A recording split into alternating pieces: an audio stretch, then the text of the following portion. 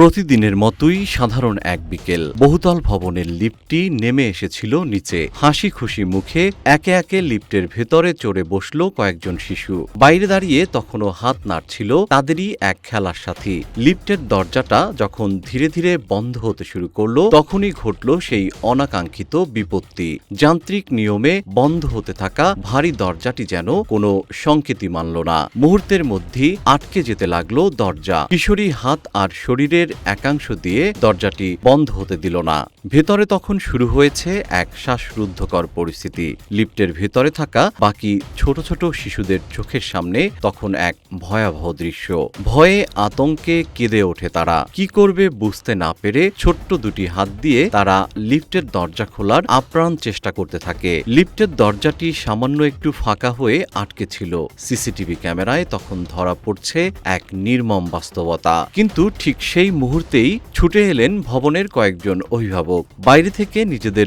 পুরো শক্তি দিয়ে টেনে ভারী দরজাটি কিছুটা ফাঁকা করতে সক্ষম হন তারা। আর তখনই ভেতরে আটকে থাকা প্রতিটি শিশুকে এক এক করে বের করে আনা হয়।